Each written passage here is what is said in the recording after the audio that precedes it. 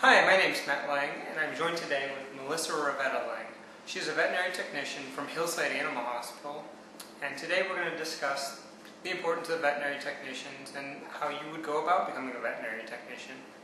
Hi Melissa, thank you for joining us today. You're welcome. First question for you is, what's the experience like working with animals on a daily basis? It's fun. I enjoy working with the animals. I obviously do love them.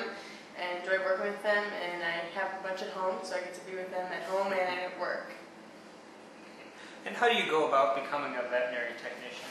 We have to go to school for it. It's usually a 2-year program, or it could be longer if you do something like online, which I did my program online.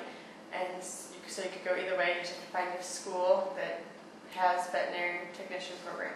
Okay, and is there a type of degree you get from that? Associated Science. Oh, okay. And what would your advice be for any future veterinary technicians?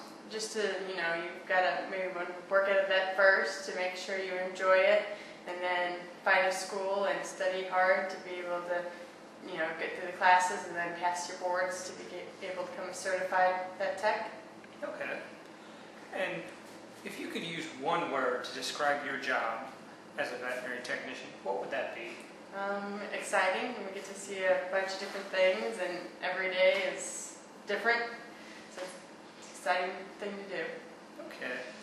And I'm sure, from time to time there are negative parts, What type of negative parts, do you see every day? When, a sick animal comes in we can't really help, and we unfortunately have to end up putting them down because they're just too sick or something's wrong with them that we can't fix. And how exactly do those negative aspects make you feel? They upset me from time to time. I try to just remember the good things that we do and remember all the animals we do help. Okay. I'm going to give you a scenario. Now, let's say there's an emergency, with an animal. The animal's really sick or just got hit by a car. What could you as a veterinary technician do if no one else was around? Well, we can, take its temperature, its pulse, respiration, to check all those, see if the animal's in shock, put an IV in to start IV fluids to help with shock or get the animal hydrated if it's dehydrated, maybe give it some oxygen if it's having trouble breathing. There's just a couple different things we can do to try to help. If it's a patient that's overheated, you can put some alcohol on their paws and, maybe put some wet towels on it to help it cool down. It just depends on the scenario or what's going on, to what we can do to help. Okay. And now you must work with all manners of, different special cases, special needs cases. Do you ever work with any like strays, neglected animals, or any special cases? We've worked with a lot of stray groups that rescue strays off the streets and stuff like that. We do a few different groups, and then we do occasionally, unfortunately, see neglect situations, and we treat the animals for when we do what we can do. But unfortunately, there's always going to be neglect or strays. But we try to help out and do what we can to help the animals, and hope that it'll get better one day, unless animals are being harmed, and be all in good homes. Okay. And do you personally have a favorite breed of dog or a type of animal that you like to work with? For breed, I love Weimaraners. I have 2 of them and fostering 1. And I like dogs in general as a species. Okay. Do you have a not so favorite breed or type of animal working with?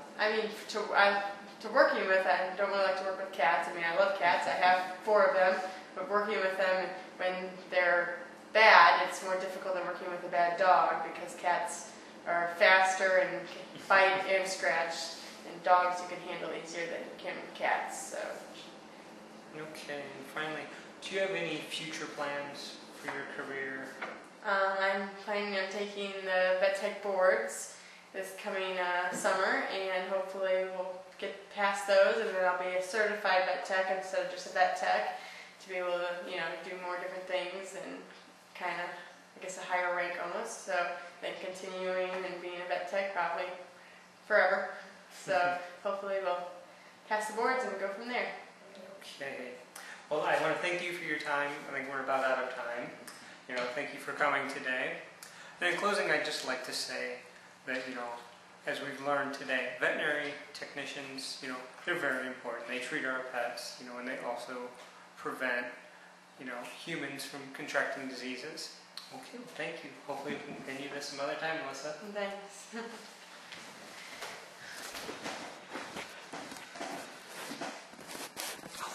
5 minutes.